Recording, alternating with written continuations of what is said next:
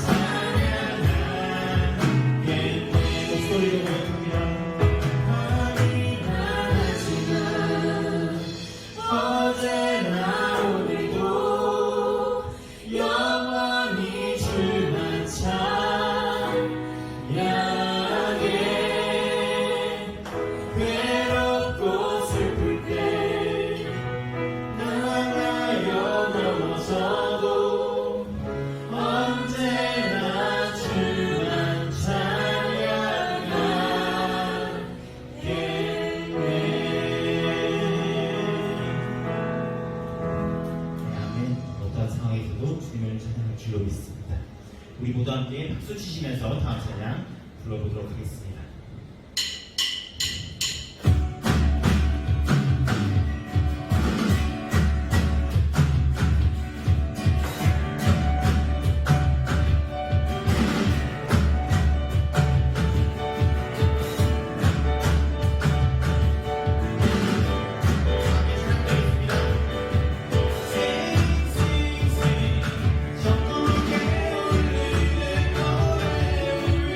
Sing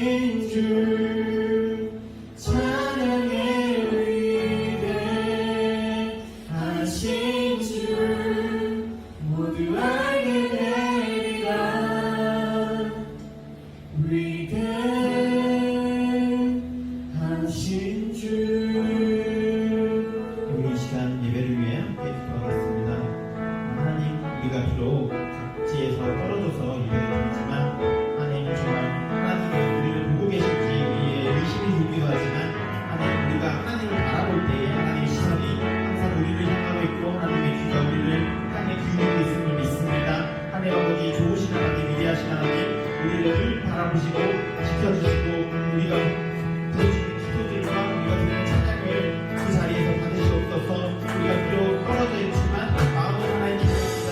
같은 교회로서, 같은 교회의 지체로서, 성도로서 하나님 아버지 각지에서 상기를 부르는 그런 삶을 원합니다. 하나님 아버지, 우리가 그러한 성도가 되게 해주시옵시고 우리의 마음을 만져주시고 우리의 예배가 그런 마음을 가질 수 있는 과정이 될 수 있도록 도와주시옵소서. 하나님 아버지 감사합니다. 예배를 올려드립니다. 모든 것은 주 예수 그리스도의 이름으로 기도드렸습니다. 아멘.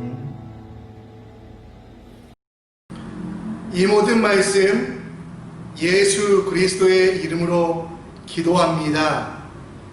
예수의 거룩한 보혈로 새롭게 된 우리는 사도신경으로 우리의 신앙을 고백합니다. 전능하사 천지를 만드신 하나님 아버지를 내가 믿사오며 그 외아들 우리 주 예수 그리스도를 믿사오니 이는 성령으로 잉태하사 동정녀 마리아에게 나시고 본디오 빌라도에게 고난을 받으사 십자가에 못 박혀 죽으시고 장사한 뒤 사흘 만에 죽은 자 가운데서 다시 살아나시며 하늘에 오르사 전능하신 하나님 우편에 앉아 계시다가 저리로서 산자와 죽은 자를 심판하러 오시리라. 성령을 믿사오며 거룩한 공예와 성도가 서로 교통하는 것과 죄를 사하여 주시는 것과 몸이 다시 사는 것과 영원히 사는 것을 믿사옵나이다. 아멘. 찬송가 79장 주 하나님 지으신 모든 세계 찬양 드리시고요. 이용락 집사님 대표 기도해 주시겠습니다.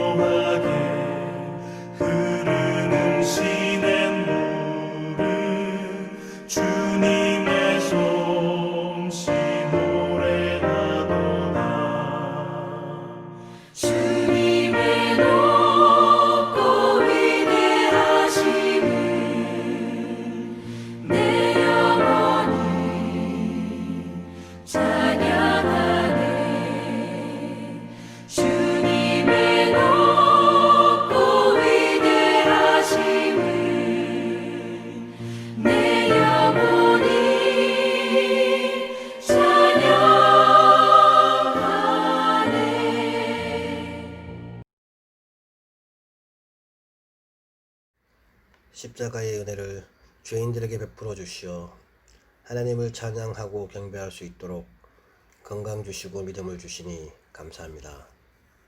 이 은총의 시간을 헛되이 보내지 않도록 예수 그리스도의 십자가 보혈로 우리를 씻어 주시옵소서. 연약하고 부족한 저희들을 사랑하시어 하나님 자녀로 삼아 주시고 이 시간 하나님 앞에 예배드릴 수 있게 인도하여 주심을 감사드립니다.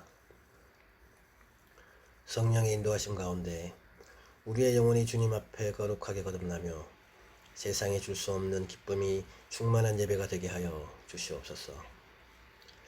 주님, 지난 한 주간 또 저희들 입술로는 하나님을 경외한다고 선언하고서 마음으로는 하나님께로부터 멀어지고 속된 세상에 젖어 불온함을 행한 죄인임을 고백합니다.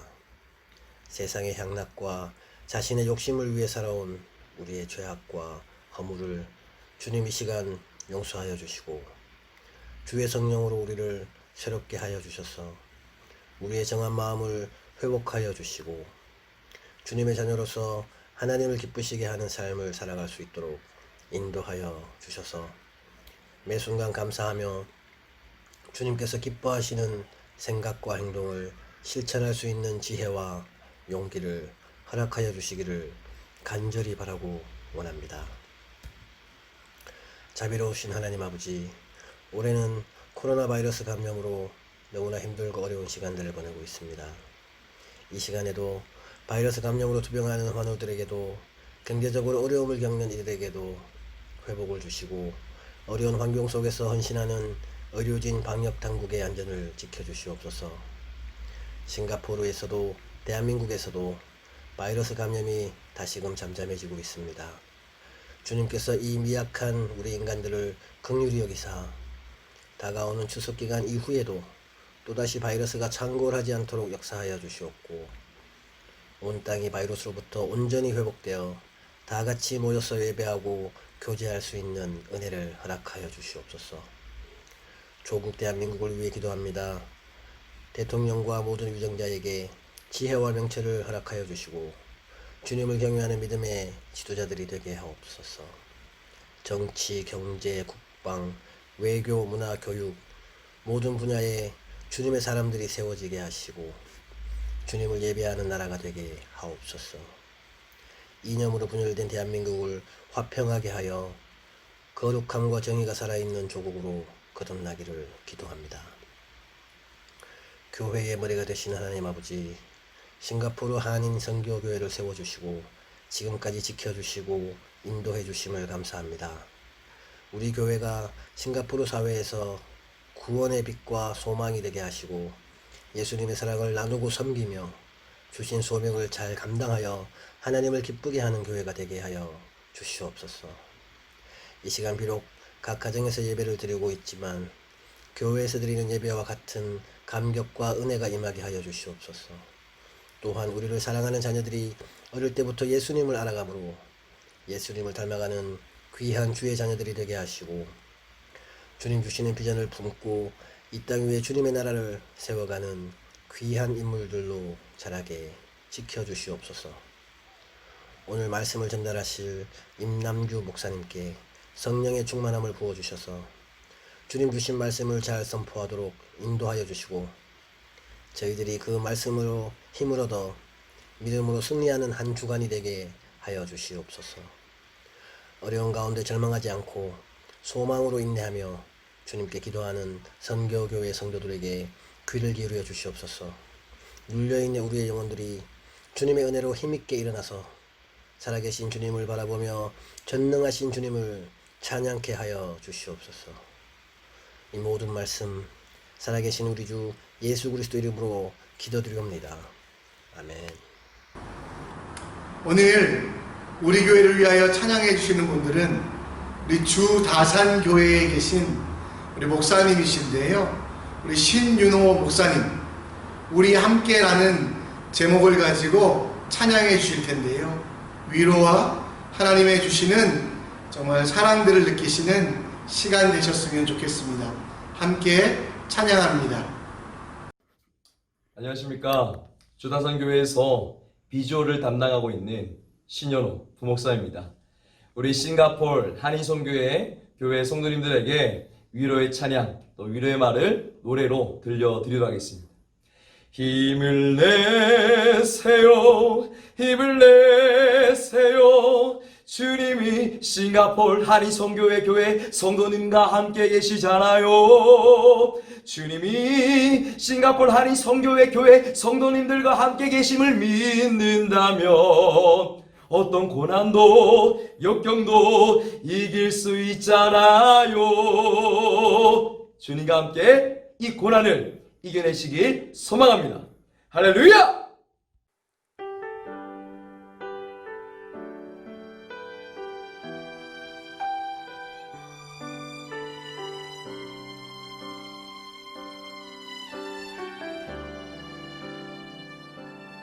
힘들어 보이지만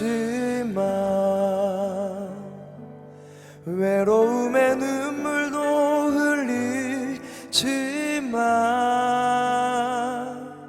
주님 일하는 당신의 밝은 모습과 기쁨 아름다워요. 멀다고 느끼지만 무거움에 지쳐도 보이지만 주님 오실 날 예비하는 당신의 기쁜 얼굴 하나님 기뻐하시네.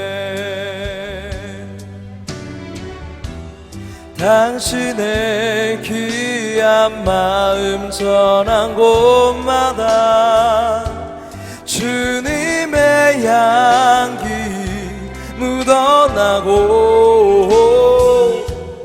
당신의 선한 마음 전한 곳마다 주님의 사랑 피어나네. 힘들어하지 말아요. 외로워 울지 말아요. 내 모습 작지만 힘이 되어줄게요. 주님의 나라 꿈꿔요. 영원한 우리의 소망 오직 주님만 바라보며 우리 함께 가요.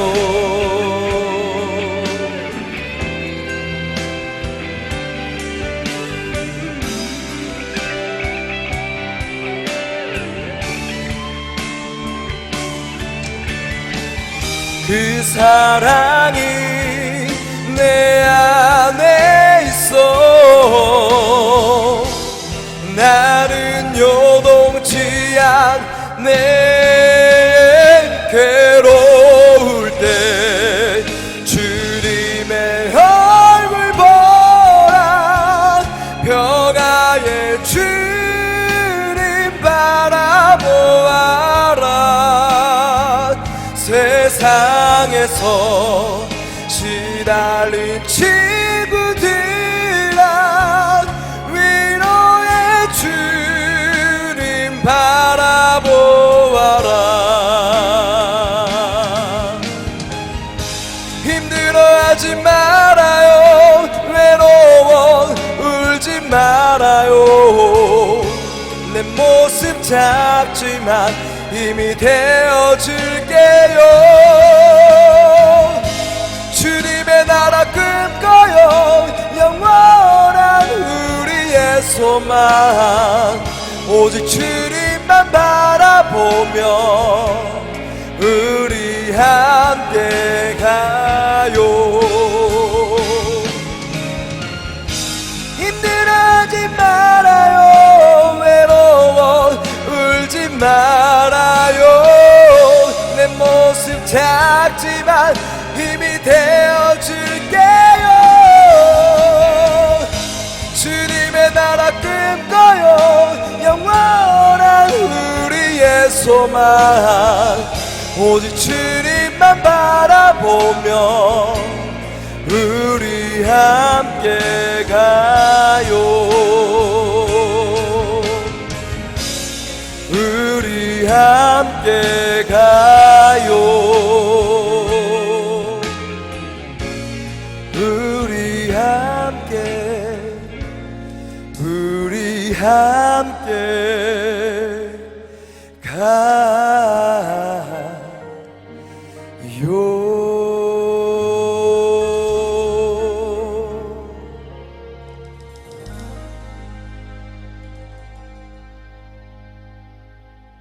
오늘 여러분들과 함께 살펴볼 말씀은 고린도전서 4장 1절로 5절, 고린도전서 4장 1절로 5절 말씀입니다. 우리 함께 읽겠습니다.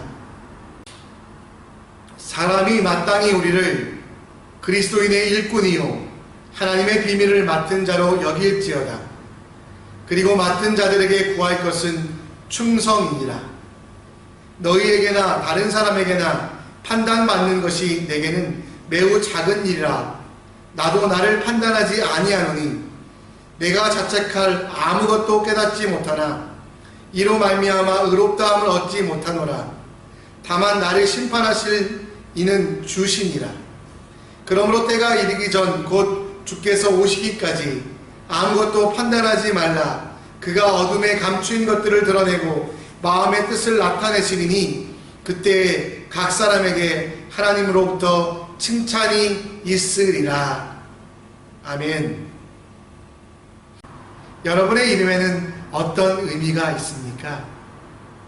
각자의 이름에는 그 부모가 물려주고 싶은 삶의 유산이나 꼭 지키게 하고 싶은 교훈들이 담긴 것을 봅니다.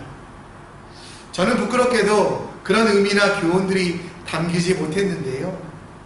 저희 아버지는 5형제 중에 막내셨습니다. 큰아버지 댁에는 많게는 7, 적게는 4명의 형제들이 있었고요. 그 형들의 이름을 다 짓고 또 저희 집 3형제 중에 막내인 제 이름을 지을 때는 한자가 남아있지 않아서 그냥 충청남도의 남, 돌림자 규, 그래서 남규라고 불렀다라고 부모님이 말씀해 주셨습니다. 제가 아는 분 중에 이름이 이학교이신 분이 계신데요. 이분은 대학에서 교편을 잡고 계셨습니다.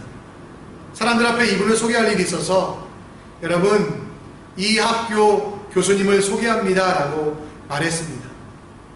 그러자 회중들은 무슨 학교요? 라고 말하는 겁니다. 저는 이학교 교수님입니다 라고 말하자 사람들은 더 크게 무슨 대학이냐고요? 라고 이분의 이름을 오해한 적이 있습니다. 어떤 자매 이름은 국영수였다고 하더라고요. 사람들이 자꾸 너 국영수 잘하니? 너 국영수 잘해서 좋은 대학 가겠네? 놀려서 수능이 끝나자마자 이 자매 이름을 바꿨습니다. 너무도 예쁜 아름다운 정원이라는 이름으로. 근데 사람들은 이 사람을 계속 국정원이라고 불리며 놀렸다라고 이야기합니다. 제가 대전에서 사역할 때 한 집사님의 성함은 귀할귀, 찰만, 너무도 귀한 이름, 정말 귀함이 가득 찬다라는 뜻이었는데요. 이분의 성은 마시셨어요. 그래서 마귀만, 주보에 이분 이름이 나올 때마다 사람들이 굉장히 이렇게 가우뚱가우뚱 거린 적이 있습니다. 제가 아는 목사님의 성함은 귀봉, 거룩한 정말 귀한 봉오리다 라는 뜻이었는데요. 성이 방씨셨어요. 그래서 방귀봉 이렇게 불린 적이 있습니다. 하나님은 여러분들에게 새로운 이름을 주셨습니다.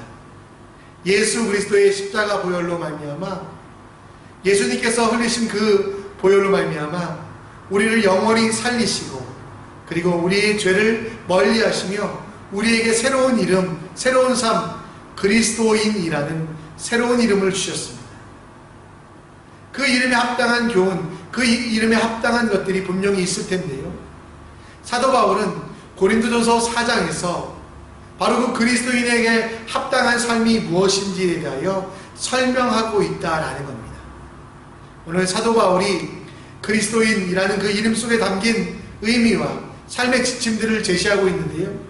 오늘도 그것들을 살펴보며 이 땅을 살아가는 우리 그리스도인들이 어떻게 살아야 될지에 대하여 함께 묵상해 보고자 원합니다. 고린도 교회에 있었던 가장 큰 문제점이 뭐라고 했지요?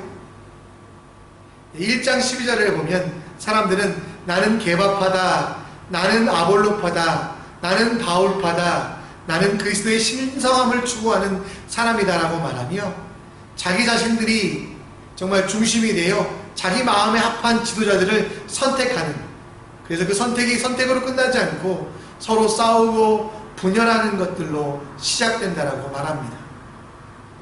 이렇게 말하니까 나는 처음 듣는데 여러분, 여러분들의 망각이 목사를 살립니다. 설교를 준비할 때 큰 부담감이 있거든요. 근데 우리 성도님들은 이전 것은 다 지나갔으니 새 것이 되었도다 그 마음으로 모든 말씀을 처음처럼 들어주시니 망각의 그 은혜를 누려주시니 제가 부담이 덜 됩니다. 망각의 은혜를 계속 누리시기 바랍니다. 사도 바울, 그는 고린도 교회 성도들에게 설명을 합니다. 이 분열의 원인을 해결할 수 있는 방법, 이 분열을 끝내는 방법, 갈라지고 다투고 싸우는 방법은 사람을 중심으로 사람이 내 전부가 되지 아니하고 분명한 것, 교회의 머리 되시고 교회의 주인 되신 하나님을 알고요, 그 하나님과 함께 살아가는 것이 무엇인지에 대하여 설명하고 있습니다. 여러분, 우리 4장 1절 말씀에 보면 사도 바울이 뭐라고 이야기합니까? 사람이 마땅히 우리를 그리스도의 일꾼이요 하나님의 비밀을 맡은 자로 여길지어다. 일꾼, 이 단어는 청직이라는 단어인데요, 고린도 교회 성도들은 사람이 주인이라고 생각했어요. 나는 바울에게 속했다라는 뜻은 바울이 나의 주인입니다. 내 삶의 절대적인 정말 삶의 기준입니다. 또 어떤 사람들은 게바, 이게 아람어로 이제 베드로라는 뜻인데요, 게바, 나는 베드로파입니다, 아볼로파입니다, 그 사람들이 내 삶의 절대적인 주인입니다 라고 얘기할 때 사도 바울은 나는 주인이 될 수 없습니다, 나는 청지기일 뿐입니다 라고 말합니다. 청지기는요, 큰 관원이나 또 많은 부를 가진 사람 집에 있는 일꾼이었는데요, 그 청지기는 주인의 뜻에 따라 종들을 부리기도 하고요, 또 종들이 가지고 있는 모든 것들을 잘 관리해서 그 집을 잘 일으키는 것, 주인을 기쁘게 하는 일을 합니다. 또 때로는 주인의 자녀들에게 간단한 숫자나 문자를 가르쳐주는 일도 하기도 했고요. 근데 그 청지기가 진짜 잘하는 청지기는 뭐냐면 주인의 뜻대로, 주인이 원하는 대로 하는 청지기가 좋은 청지기였거든요. 사도 바울은 자기 자신은 주인이 될 수 없다, 분열을 하고 있는 너희들 속에서 너희들이 잘못 알고 있는 거 있는데, 사도 바울 자신은 절대 주인이 아니라 진정한 주인이 있고 그분을 알아가는 삶의 규칙이 필요하다. 그래서 2절 말씀에 보면 그리고 맡은 자들에게 구할 것은 충성이니라 라고 말씀하고 있습니다. 사도 바울은 자기가 주인이 아니기 때문에 진짜 주인이 누군지를 가르쳐 주길 원했습니다. 그리고 그 주인을 알아 그 주인의 뜻대로 살아가는 삶의 규칙, 곧 충성이라는 단어를 이야기하고 있다라는 겁니다. 우리는 여러분 충성이라는 단어를 이해하기 위해서 정직이라는 단어도 한번 살펴보려고 합니다. 그리스어 성경이 기록된 이 헬라어나 또 성경이 기록된 히브리어, 그리고 그들이 말로 사용했던 아람어에는 이 정직이라는 단어가 없습니다.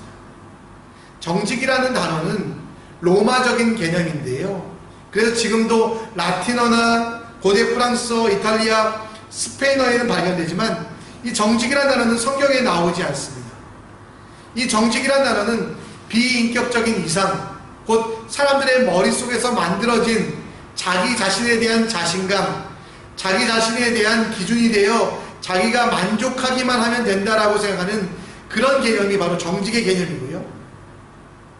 반대로 충성이라는 것은 인격적인 관계를 맺고 자기의 주인에 대하여 자기의 삶을 드리는 것, 주인의 뜻에 자기를 맞춰가는 게 바로 충성이라는 겁니다.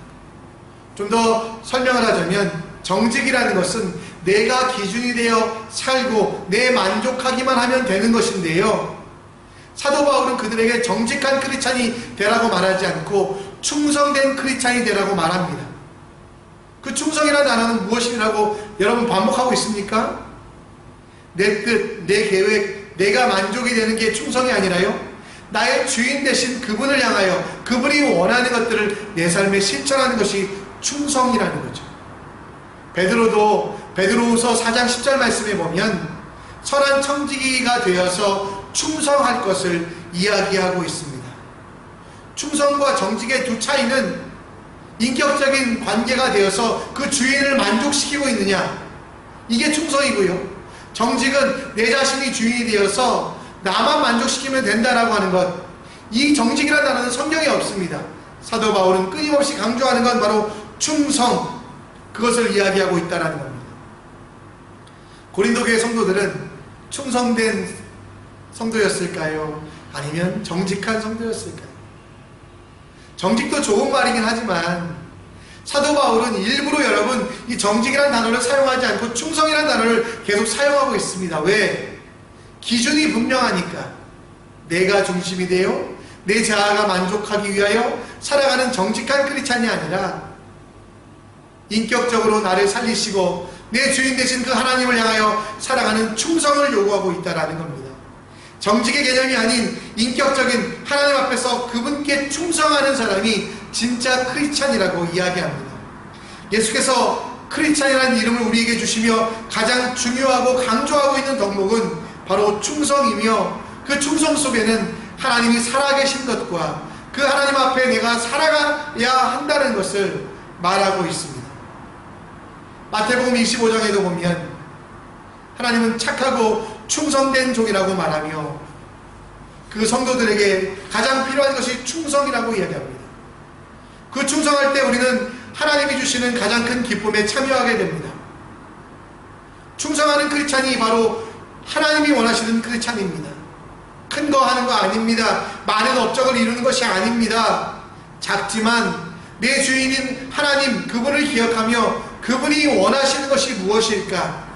내가 하는 행동 하나하나마다 그분의 뜻이 실현되고 있는가, 이걸 돌아보고 점검하는 게 충성이라는 겁니다. 충성이 없는 크리스찬이 너무 많은 요즘, 우리는 이 고린도 교회에 보낸 편지를 통하여 우리가 정말 충성하고 있는지, 우리가 크리스찬이라는 이름값 하고 있는지 돌아봐야 되지 않겠습니까? 밥 쇼그린과 제럴드 로빈슨이라는 사람이 강아지 성도 고양이 신자라는 책을 썼습니다. 어떤 목사님은 이 책 이름을 잘못 기억해서요, 개 같은 성도 이렇게 설교하셔가지고 성도들이 많이 웃은 적이 있는데요. 여러분, 이 책에는 이 세상을 살아가는 그리스도인들이 이기심으로 포장된 잘못된 믿음의 실체를 가지고 있다. 하나님과 올바른 관계가 아니라 자기 자신의 만족을 위하여, 자기 자신의 영광을 위해서만 살아가는 성도들이 아직도 존재한다라고 이야기하며, 개와 고양이의 특징을 비교하며, 개는 정말 충성이라고 이야기하고 고양이는 자기 자신의 만족과 영광을 위해 살아가는 사람들이라고 이야기하며 비교하며 충성된 사람을, 충성된 성도가 될 것을 이야기하고 있습니다. 박상욱 집사님, 정유진 집사님 댁에 방문하면 그 집의 주인이 누구인가 가끔 헷갈릴 때가 있습니다. 우리 한빈이가 키우던 순이라는 고양이가 있는데요, 이 고양이가 그 집의 주인 같아요. 나머지 사람들은 이 고양이를 돕는 집사들 같고요. 그 집에 갈 때마다 우리 박 집사님이 이 가정의 주인이신가? 저 순이가 주인인가 고민될 때가 있는데요.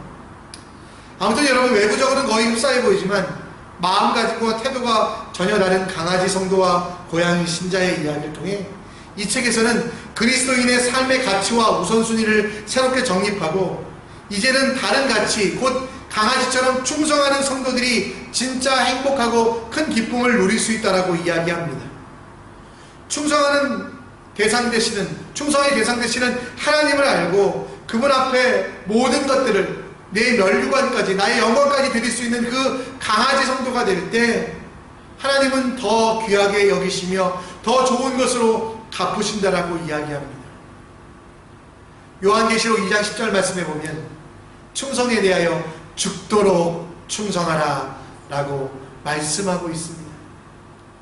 여러분, 우리가 이왕 충성할 거면 나의 주인이 하나님 되심을 알아야 됩니다. 그리고 그 하나님과 동행하며 그 하나님이 원하시는 것이 무엇인지, 내 삶 가운데 바라시는 것이 무엇인지 끊임없이 묻고 구하는 충성된 삶을 살았으면 좋겠습니다. 여러분들이 반쪽짜리 충성하시면 반쪽짜리 축복이 있습니다.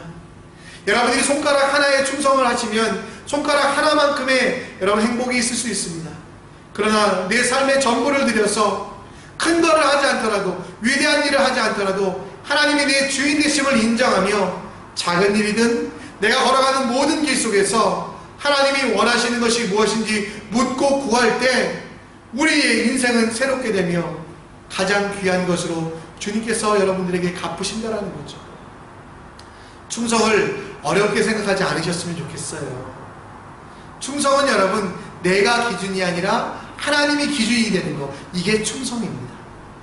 충성은요 막 위대한 일을 하고 유명해지고 이게 아니고요, 내 목숨을 바치는 게 아니고요, 비록 작은 것이지만 내가 오늘 무엇을 하든지 하나님이 원하시는가 원하지 않는가 묻고 구하고 그 물음대로 그 답대로 살아가는 게 충성이거든요.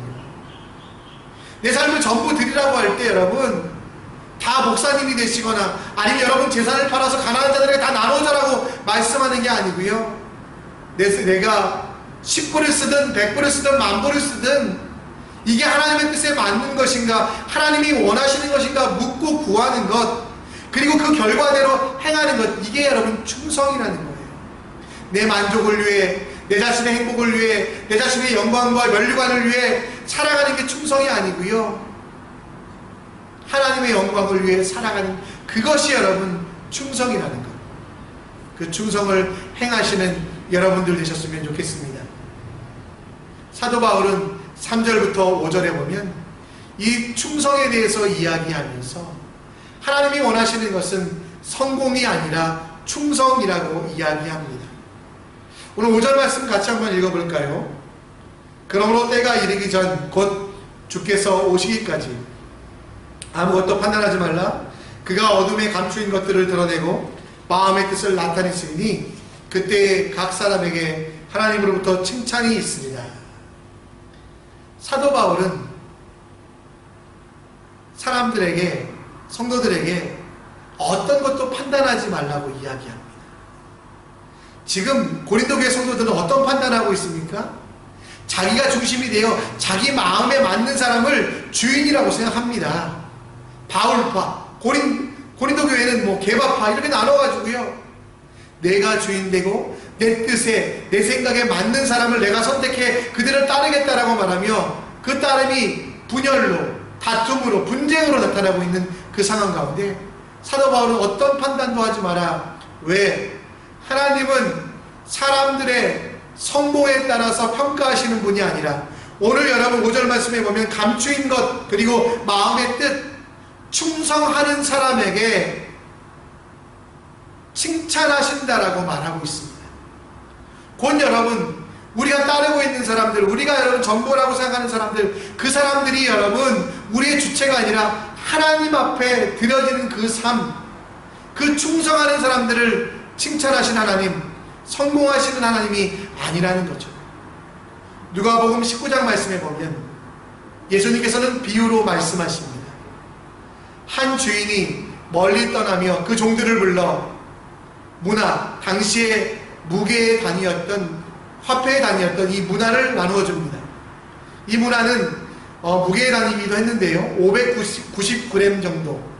또 그 가치를 따지면 당시 성인 노동자가 100일 동안 일하는 정도의 여러분 월급 그 가치였다라고 이야기합니다. 이렇게 나눠주고 나서 한참 후에 그 주인은 돌아와 그 종들에게 보고를 받습니다. 근데 종들이 막 자랑을 해요. 내가요 한 문화로 10문화를 남기는 큰 성공을 거두었습니다. 그때 여러분 그 주인은 뭐라고 했을까요? 누가복음 19장 17절 말씀에 보면 주인이 이르되 잘하였도다 착한 종이여, 내가 지극히 작은 것에 충성하였으니 10고을 권세를 차지하라. 성공에 대하여, 그가 했던 업적에 대하여 평가하지 않으셨고요, 충성에 대해서 평가했어요. 결국 그를 칭찬하신 이유는 뭐냐면 주인의 뜻에 합당하게 살았다라는 것을 말하고 있지, 그가 10문화를 남겼던 것을 칭찬하지 않았어요. 그래서 5문화를 남겼던 사람인도 칭찬하셨어요.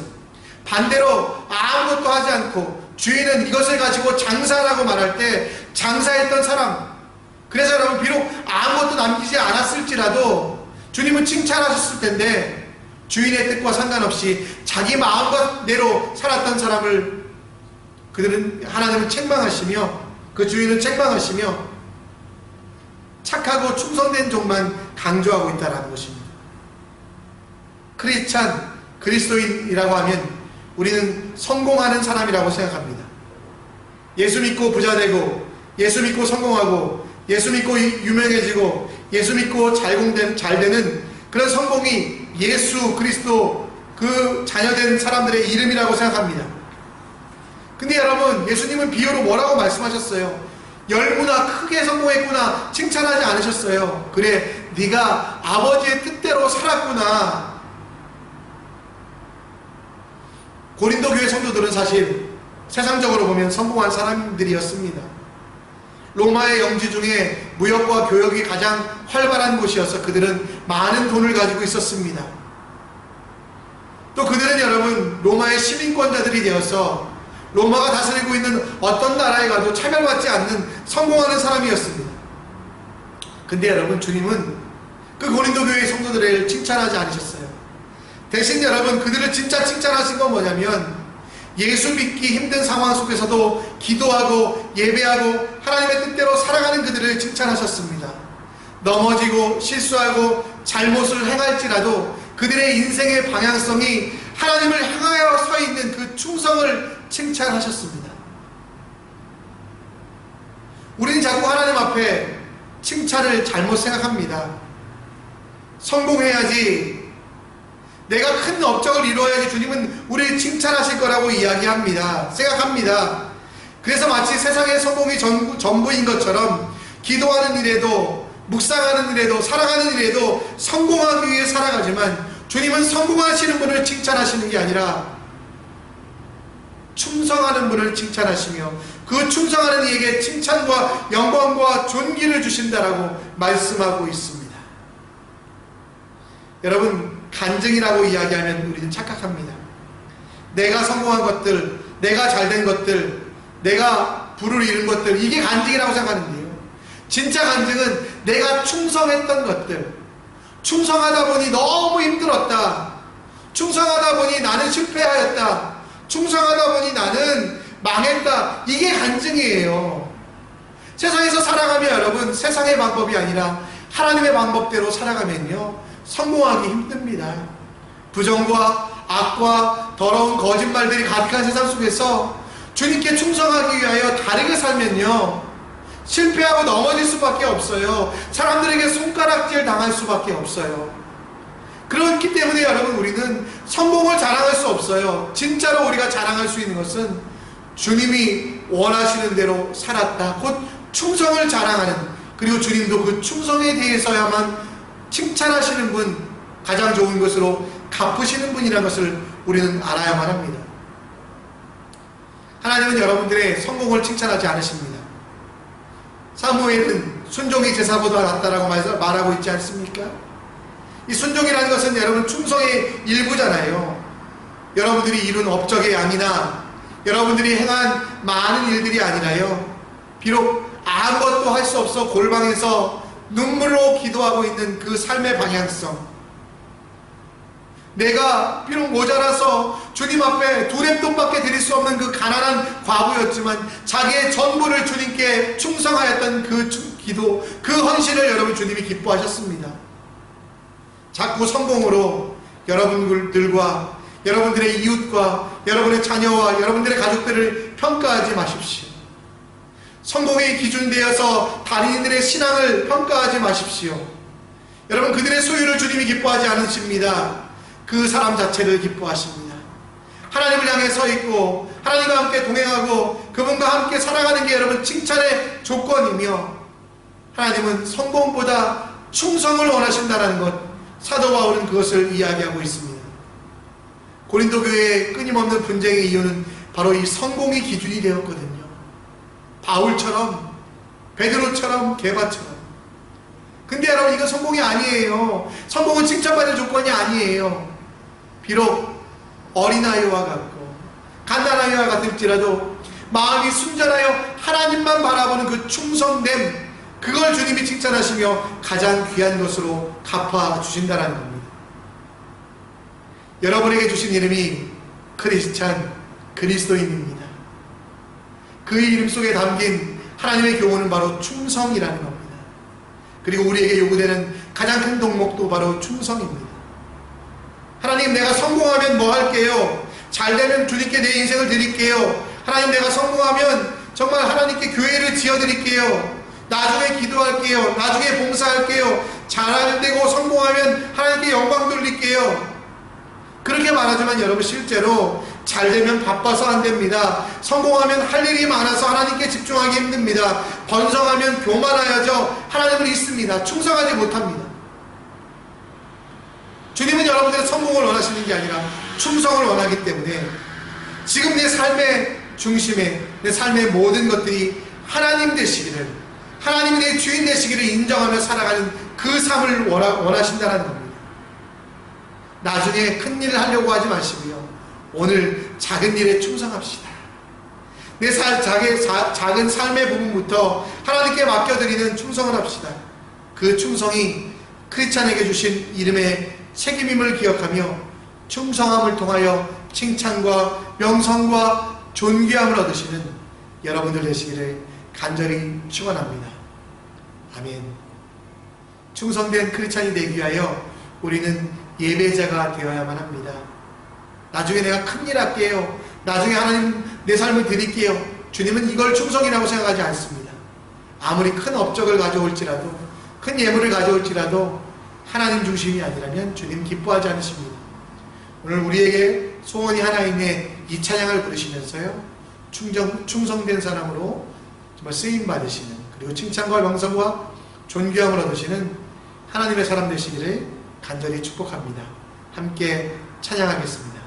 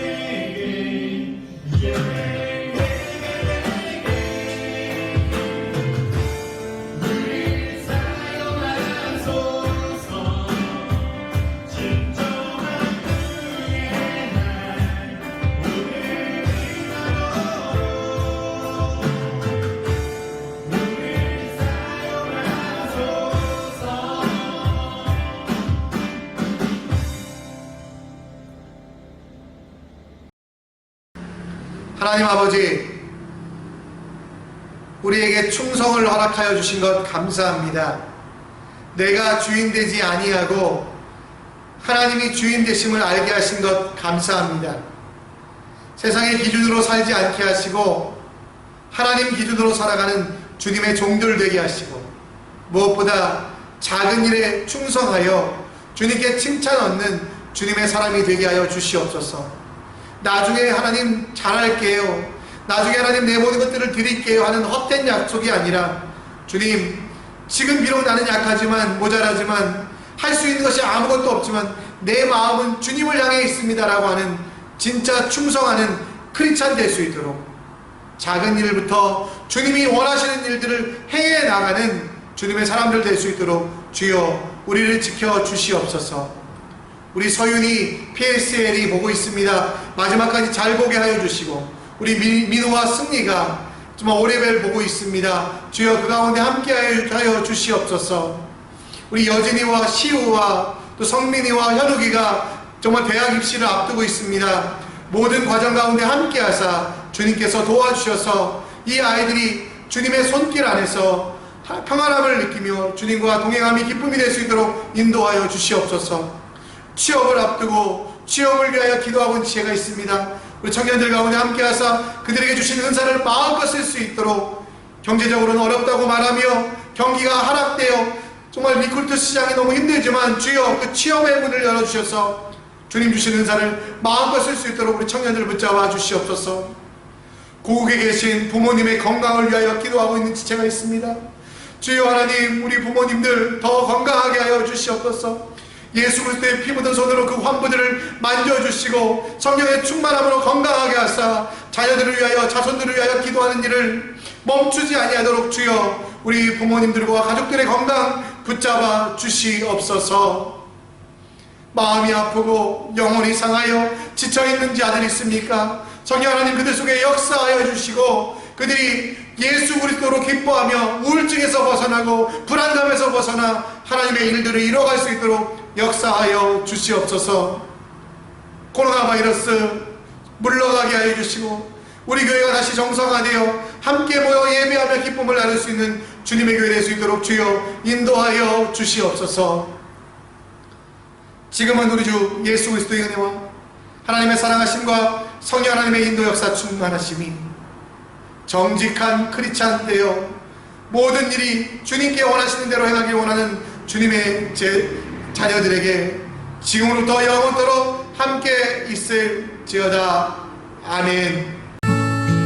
주님의 축복이 당신을 통해 온 열방 가운데 흘러가기를.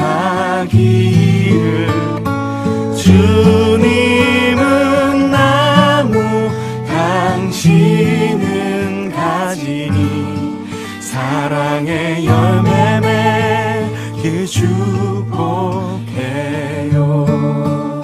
광고 말씀드립니다.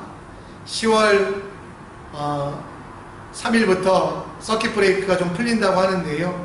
저희는 10월 중순부터 예배 드릴 수 있을 것 같습니다. 저희가 예배당으로 사용하고 있는 마라나타 교회가 지금 리모델링 중입니다. 무대 앞쪽으로 사람들이 다니는 것들이 불편하여 뒤쪽으로 출구를 냈다고 하고요. 또 성도들이 예배 드리는데 집중하기 위하여 무대와 여러 것들을 좀 고친다고 합니다. 조급한 마음도 있는데요. 뵙고 싶은 마음 간절한데요.